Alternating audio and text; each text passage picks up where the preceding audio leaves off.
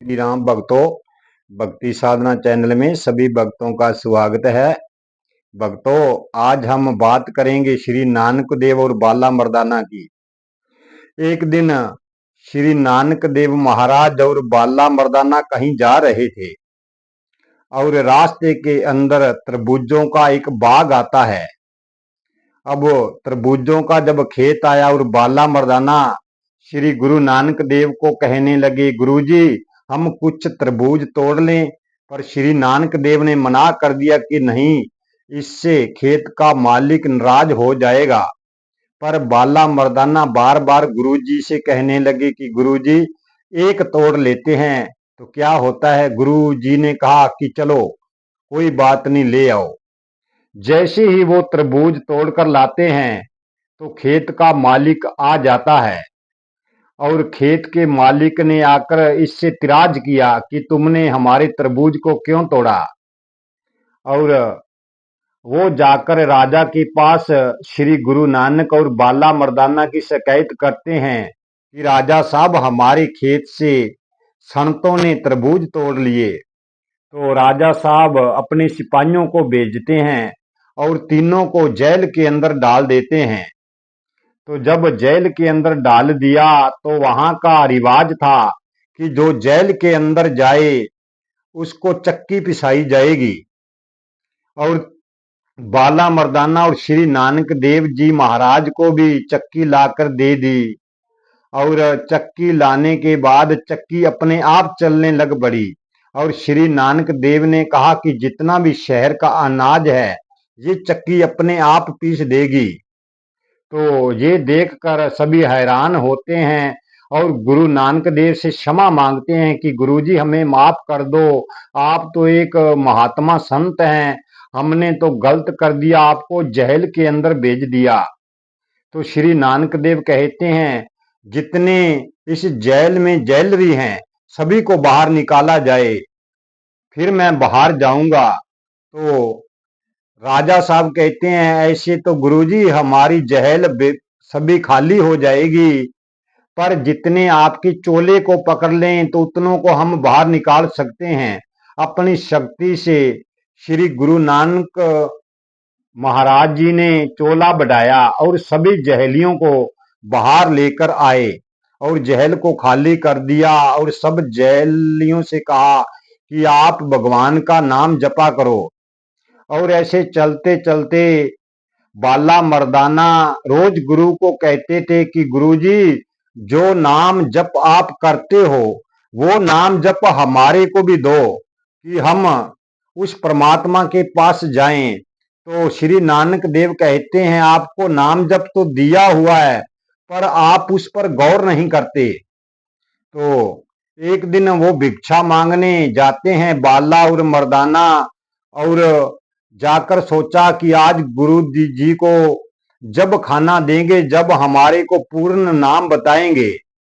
तो वो जब जाते हैं तो श्री नानक देव महाराज से कहते हैं कि गुरुजी आज हम आपको जब खाना देंगे जब आप हमारे को उस नाम के बारे में बताओगे जो आप जपते हो।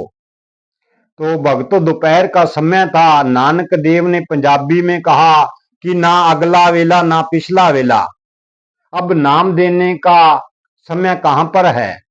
तो बाला मर्दाना उसी नाम को सच्चा नाम मान लेते हैं कि ना अगला वेला ना पिछला वेला, और नानक देव महाराज से कहने लगे कि गुरुजी बस ठीक है, जो हम चाहते थे वो हमको मिल गया।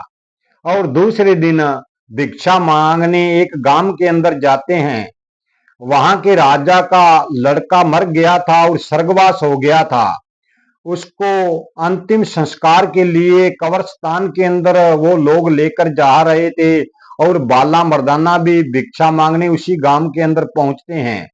जब उनको पता लगा कि राजा का लड़का मर चुका है तो वो शमशान घाट के अंदर जा रहे हैं और हमारे को इस गांव से भोजन नहीं मिलेगा, किसी वृक्ष की छाया में बैठ जाते हैं।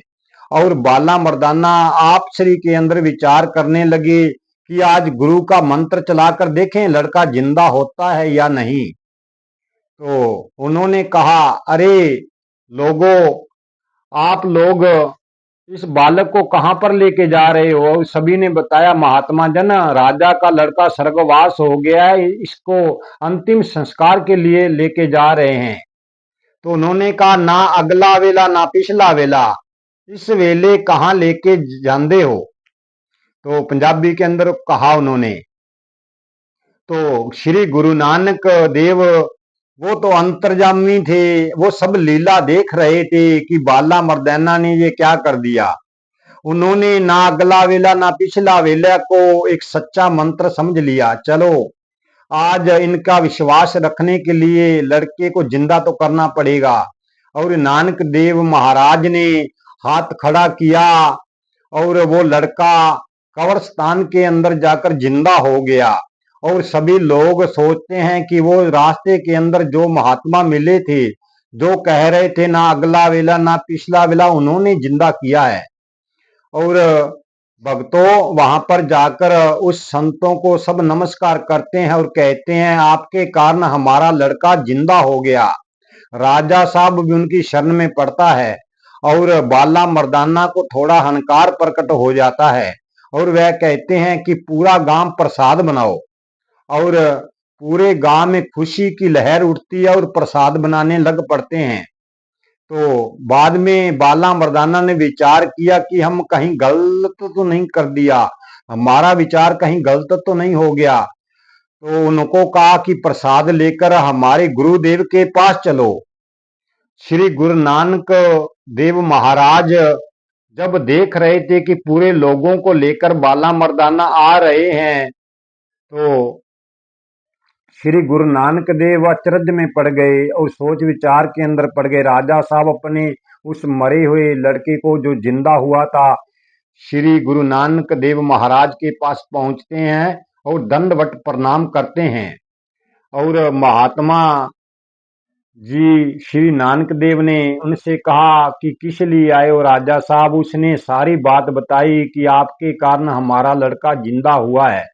और श्री नानक देव उस राजा से कहते हैं कि लड़का तो आपका जिंदा नहीं होना था, पर बाला मर्दाना ने जो मैंने अचानक दोपहर के समय कहा था उसको मंत्र मान लिया और इसी कारण आपके लड़के को मैंने जिंदा किया।